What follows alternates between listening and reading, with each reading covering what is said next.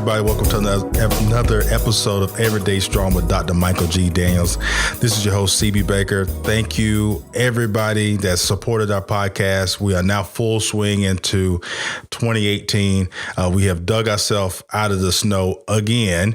And so I'm happy got Dr. Daniels in the studio this week. So this one will be on YouTube. So please check us out on YouTube page of not Everyday Strong, but Enoch Baptist Church YouTube page, and check us out there. The topic today is dealing with uncertainty. And me and Pastor was sitting here talking about, how what's some of the best ways we can get past dealing with uncertainty. So welcome to the show, Dr. Daniels. Yeah, good day, and a good day to everybody who's out there listening. And I want to echo the sentiment that we appreciate all the support we get and all that, all those that do listen to us. And I also want to just encourage our listening audience, if you have topics that you want us to discuss, and please don't hesitate, either email the church or contact us somehow and let us know so we can make sure we cover those things that are of interest to you or that can help you. All right. So Dr. Daniels, to make things a little bit current, we're dealing with the government shutdown. And at the time of this recording, they have made a deal on the government shutdown. But I have noticed a lot of my friends that work in the government was a little uneasy about how things happen and was like, where are we going to go now due to the climate of what's happening in Washington. But I wanted to bridge it over to how do we deal with things, Pastor, that are really not in our control? Well, I think, let me say it this way. For some reason, I think that we as a people presume that things are always in our control for the most part. And so that puts us in a peculiar situation, because what happens is when we realize what we thought was there is not there, that's what causes panic. The reality is there's nothing in life that really is in our control. And so one of the things we have to look at is, well, have I really ever been in control of anything? Right. And so a part of dealing with me not being in control is realizing whether or not I have ever been in control, and who is in fact in control then. And based on that concept, then it becomes whether or not I can trust the entity that's in control to act in my best interest. And I give you an example for what I'm referring to. As a child, you pretty much come to the conclusion that your parents are in control. Right. But you depend on your parents to look after your best interest. So you don't even get, any type of anxiety when things happen. As a matter of fact, when something bad happens, all you do is look to your parent to say, well, I know they're going to take care of it. Right. And so you really don't lose, any of that kind of any sleep over it or what have you. And using, let's look at the government shutdown, for example. Well, being a retired federal employee, I've gone through these furloughs many times. Right. Clinton was the president that probably took us through the most furloughs. Right. A Democrat, I might add. Right. Okay. Now, the question is, as federal employees, have we ever been in control? The answer is no, because even though you may have had a shutdown, there was always the possibility of cutbacks in your agency. I remember when they came out with the Bragg Commission, and with the Bragg Commission, they start closing down naval bases and other military facilities, and so you still weren't in control. They're under Ronald Reagan. When they decided initially that we were not going to have any more deficits. And so that caused, massive layoffs under his successor. The same thing happened. Under Bush 2, the same thing happened. So we really were never in control. But our perception was that we were in control. And so what we tended to do was rely on ourselves. So what I tell people to do, when you are feeling like you're not in control, let's first of all go back and say, well, who really is in control? Who really is in control of my destiny? Who is in control of me and my life? Well, as a strong believer in the fact that God is always in control, then that's how I kind of, rest on that thing. So what is God in control of, and what is his intention towards me? And that's key. Because if I look at this thing with the government, if I assume that Trump is in control, I'm assuming Trump is more powerful than the God that I serve. And to me, that's a bad way to look at it. Now, the Bible says, God said, I know my thoughts towards you, thoughts of good and not evil, to bring it to an expected end, which means that everything that's happening within the realm of the world is moving to bring my life and all those that trust in him, and even those that don't, to an expected end. And then where he has a design on the universe, and his design will not fail. So if I believe that, then I look at the government as being an instrument of God and not the other way around, that I have to worry about the government. And so I can now say, oh, wait a minute, if God is using the government for some purpose, the thing for me to do is not worry about what's going on, but try to understand the purpose. Right.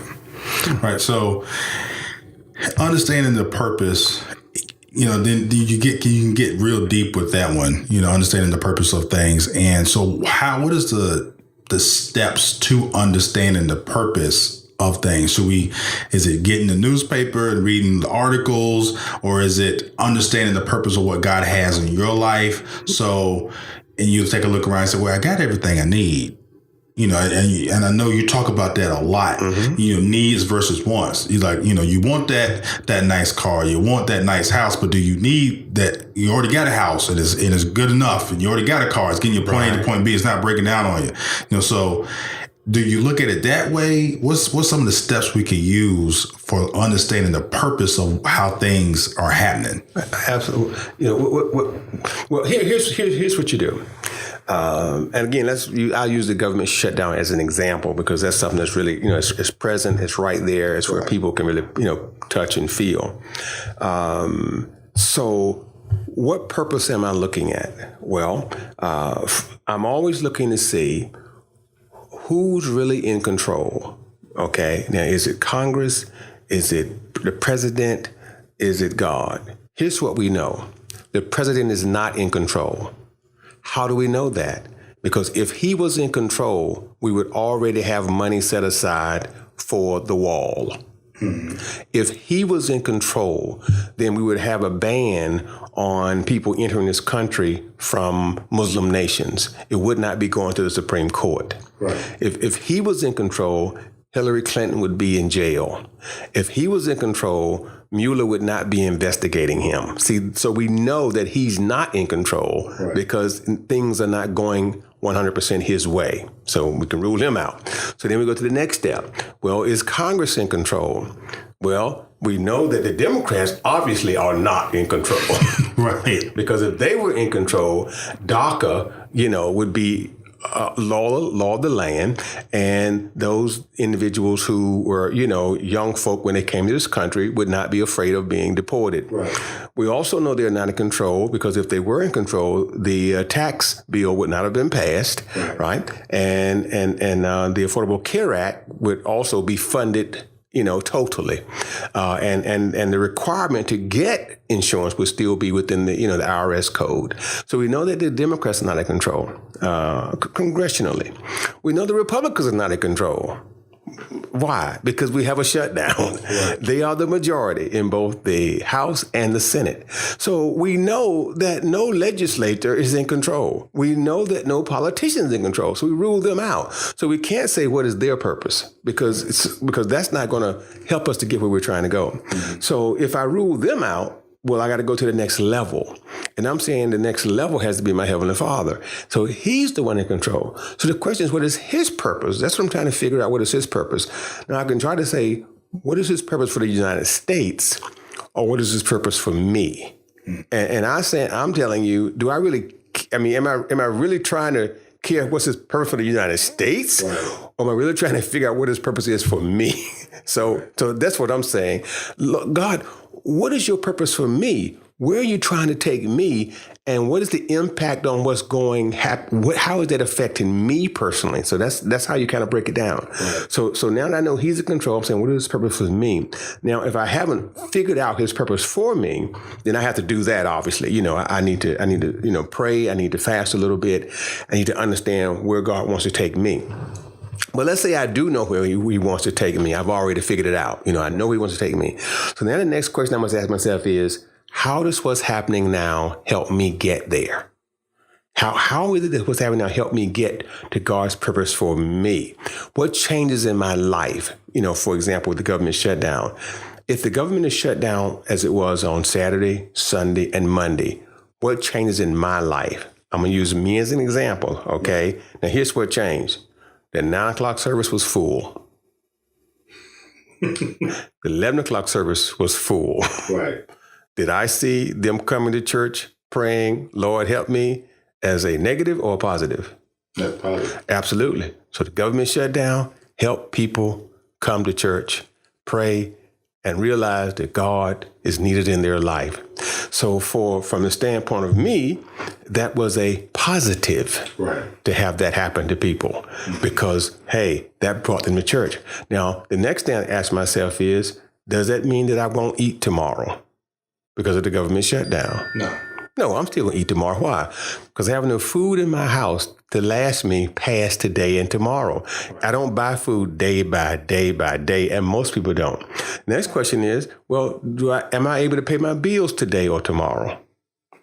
The answer is yes, I am. So then I have to ask myself, then what was the real negative impact to me? Right. It was none. Was there a positive impact? Absolutely. Therefore, praise God, from whom all blessings flow. Right. So the government shutdown for me was not a negative. It was a positive. Right. Now, I'm not in control of it. I have zero control, but I have zero anxiety because of the effect. Now, let me just say this for my listeners and those who see me to say, well, wait a minute. That's because you're not worried about a check. Oh, yes, I'm a federal retiree. Right, you worried about a check. So I'm still worried about a check, right? Right. But did that mean that, because they shut down for 2 or 3 days, does that mean my bills won't get paid? No, because it's no change in my financial status in that 2 days. So why am I worrying about a no change? Yeah. That's really what I would be doing, is worrying about a no change.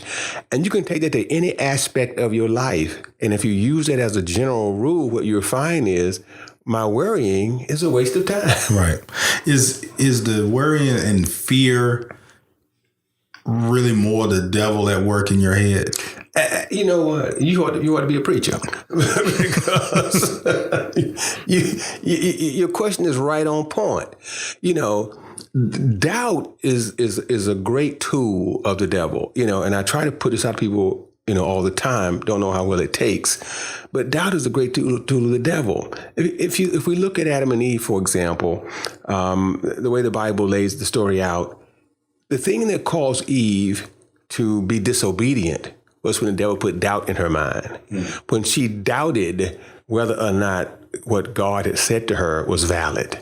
Right. And so once you begin to doubt, you begin to try to do things the way you want to do them, because that doubt is there. So is that the devil putting doubt in my heart? Absolutely. Because the devil is trying to make me doubt that God is always serving my best interest, that somehow he cannot take care of me the way he said he could. And so with that doubt, brings that fear. And with that fear, then we tend to make decisions based on that fear, rather than making decisions based on the same things that we were basing our decisions on before we had the fear. Right. So you make unreasonable decisions, and then you get results that take you away from where you were trying to go in the first place. And then that kind of amplifies the fear, right, but it also makes us believe that our fear was really, something that was real. Yeah. When it really wasn't what we feared that was real. It was our bad decision based on the fear that caused us to be where we are. Yeah, I've noticed that too a lot, with people making bad decisions on fear and getting in yourself getting in your own way, and that little devil on your shoulder telling you such and such don't like you because X, Y, and Z. Or look at them, they're over there, they don't respect you, or they're over there talking about you, and you see two people whispering and they're talking about the game last night or some TV show last night, but the devil has told you in your head that conversation is about you, or this right here is a negative situation towards you. So then you make a decision based off that feeling, and then by the time you realize that it was the wrong decision, it's too late down the road. Now you got some sort of consequences, but you don't realize what put you in that position. Absolutely. And that's so true. For a person may, let's say, I got furloughed today. Now, most federal employees that I know that's been around a while, let me say this too. If you've been around a while and you think it's going to be a government shutdown, you're as happy as you can be. Because here's what you know from past experience, that I'm going to be furloughed. However, I'm not going to lose 1 day's pay. Right. Because when they come back, they're going to reinstitute everything. We're going to get paid for it. And because that's been how things have gone. If you're a new federal employee, you're worried because you don't understand that process yet. And we haven't had a shutdown for a long time. It's been, minimum, 10 years or so since we've had a shutdown. The other thing is that the devil exacerbates our fears. For example, I've heard people saying on TV today that the military are working without pay. That's a lie. The military is not working without pay. Right. The military it's against the law for you to employ and work someone without paying them. Right. So they will get paid. It's not like they're not going to get paid. They are going to get paid. Even if the pay is held for a while, which won't happen, they're going to release that money. You can believe that. Right. But they still will get paid. You're never working for free when you work for the federal government. Just like those employees that are considered essential employees, they're going to get paid for the day that they go to work. Right. Even if they decided not to pay the furloughed employees, they would still pay the employees who were working. So the military is going to get paid. And the people that are in the military aren't going to stop doing what they are doing. I've even heard one person say that the Postal Service is going to stop. Duh. The Postal Service is not funded the same way the rest of the federal government is funded. Right. So your mail is still going to come. It's still going to get delivered. In fact, I was at the post office this morning and they were open on time and I signed for something that I was supposed to pick up. Right. But what happens is the devil will use whatever mechanism necessary to plant those little seeds of doubt, and people will walk away believing the lie. And the Bible tells us that it is easier to believe a lie than the truth. And they'll believe a lie quickly. And so they'll act on the lie. And when you act on the lie, as you know, being a businessman, anytime you act on a falsehood, you put yourself in danger. Yeah. Yeah. And especially in business, I tell my staff, I say, I got to know the entire truth because it helps me make the best decision. But if you give me a half a truth and then present it to me like it's the full truth, right, and I take it and I make a decision, and then 4 or 5 months down the road I realize, oh, hey man, I ain't have all the information. Now, of course, as a leader and the owner, that's my responsibility. But when I go back to the employee, you might not be around here too much longer because I got to be able to trust what you're telling me. Now, switching gears, my daughter's sick, and I was trying to give her some medicine. Her throat was hurting, and this was so ironic that this happened because I'm gonna bridge it right here. So I was trying to give her the medicine. She wouldn't open her mouth. I said, well, open your mouth to take this medicine. I said, trust me, I'm your father. I said, don't you trust me? She shook her head, no. And I thought about one of your sermons, and when you said, don't you trust your father in Jesus Christ and God? And I thought about all the times I've doubted even like certain things that hit me. And I said, well, I ain't going to do that then. But it was funny how it was presented back to me. Like he was speaking through my daughter's like, yeah, I don't trust you with this, this situation. I was like, I've done the exact same thing. And you know what? That's a perfect example because you weren't trying to hurt your daughter. Right. And if she trusts you, she'll take the medicine and get better. Right. And it's the same way. If we trust our Heavenly Father, even though the medicine may not taste good, it'll make her better. And it's the same thing about events in our life. Like, again, the furlough, for example. For many people, it may not taste good, but that doesn't mean it wouldn't make us better. Right. Because he knows what he's doing. Whether he's, why, I'm not saying I know the specific purpose worldwide, but why the purpose, maybe it's because he wants to reveal something about the president. So people will see that the things he said negatively about President Obama, he's experiencing the same things himself, because the Bible does tell us that, our lives will be revealed. Yeah, I remember when there was a threat of a shutdown under President Obama, and Trump said he was a horrible president because he cannot negotiate. He cannot prevent a shutdown. Mm-hmm. Well, here we are in the first year of his presidency, at the conclusion of the first full year of his presidency, and we have a shutdown. Right. So that reveals something about him. So maybe our Heavenly Father was just saying, I want to pull the covers back, and I want to show you all who you have in office. I don't know if that's the real purpose, but I'm saying certainly it suggests that there is an uncovering going on somewhere. Right. And then to break it down even further, if he was living to check, and that wake up call would be like, wait a minute, I need to get my finances in order. I need to get some things. I need to start budgeting right. So next time this happens, I'm not scared, or that fear doesn't kick in. Usually I'm prepared for it. I'm ready to roll. Yeah, absolutely. Because, again, as a businessman, what is this, the worst thing you can do on your business is run it check to check, because you're going to be in bankruptcy, shortly. And your business is not going to last long.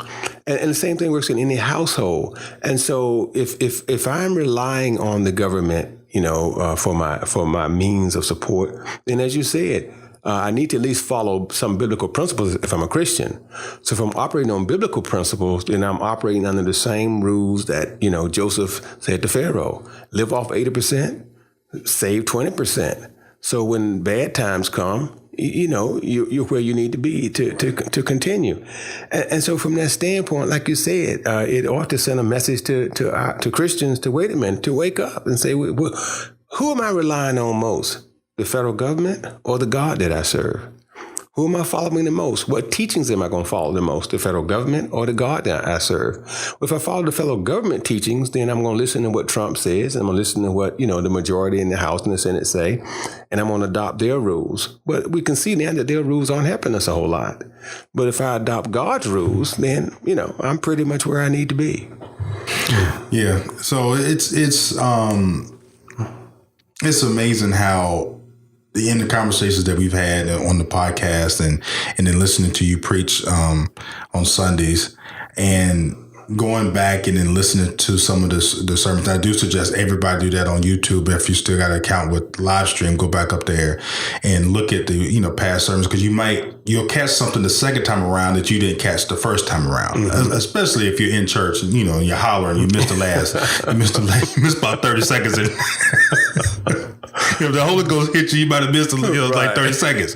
But you get my point. It's like when you go back and look at stuff, your eyes start opening up a little bit. Mm-hmm. And I just want to encourage people out there. It's like when you learn something, you have to apply it. Mm-hmm. So what we was talking about, knowing the purpose of what God's purpose is, knowing that, then once you figure out, then, okay, I know his purpose, then you can start acting on in things in line with it to amplify it. Right. And I think people just kind of I know its purpose, and kind of just shut it down. Like, no, it's time for you. Now it's time to push forward. Right. Rather than knowing it and then operating the same way you did before you knew it. Right. Because if you make that change, then the uncertainty leaves, because you know your purpose. So that's one uncertainty right there, not knowing your purpose. So then the uncertainty leaves because I know my purpose. So in knowing my purpose, now it changes whether or not I think something that happened was to my good or to my bad. Because you don't know if it's good until you know how it lines up with where you're trying to go. Right. Winning the lottery may seem good, but if that's not in line with the purpose God has for your life, then winning the lottery is not the best thing for you. Right. You may win the lottery, someone break in your house and kill you the next day because they found out you won the lottery. Right. So just because something appears to be good doesn't necessarily mean it is good. You have to figure out, well, where's God trying to take me? I can tell you personally that there were many times I was kind of upset with God. Now, I can tell you, when I was younger, I was pretty much upset with God because I didn't know my purpose. And what I had designed for me is not what God had designed for me. And so the way that things were happening in my life, my thought process is, I don't understand why.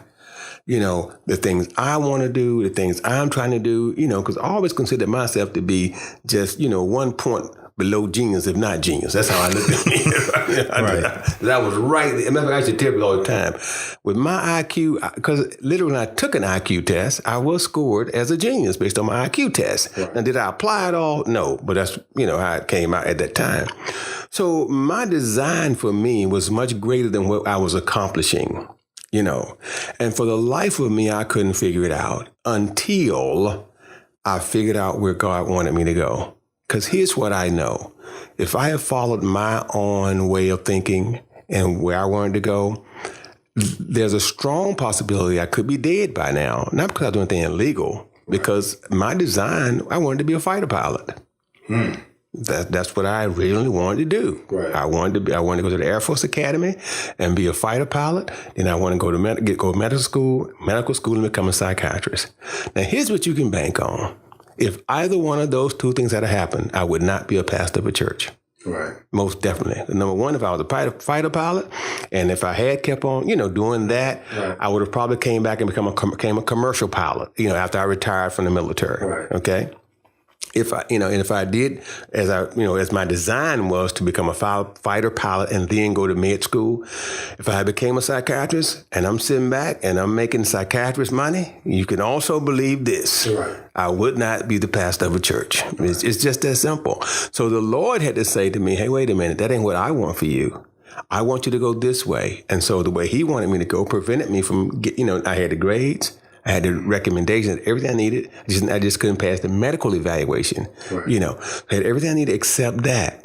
And as far as going to medical school, well, the Lord just put a few other stumbling blocks in my way, and which caused me not to do that. Right. I had everything I needed with University of Maryland. Boom, you good to go. Howard, good to go. Right. But other things in my life happened that caused me not to go ahead and take that step. And there, for a long time, I was a little bitter. Right. But I realize now in looking back, I'm exactly where God wanted me to be. So the things I thought were bad were really good. Yeah. And then on the flip side of the coin, you're counseling people, you're flying planes. Yes. Mm-hmm. And so you're getting what you was trying to do. Right. Now you get to do it now on a more amplified level. Right. Just without the money, that's all.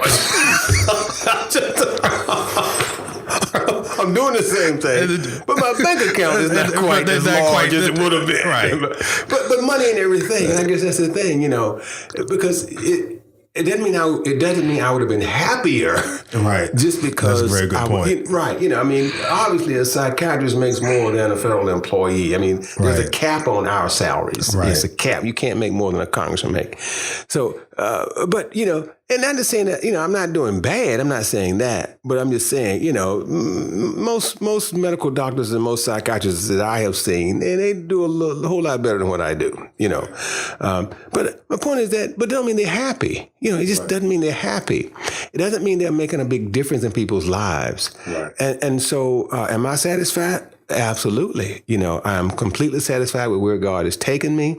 And I understand now why he took me this way. So it makes a whole big difference.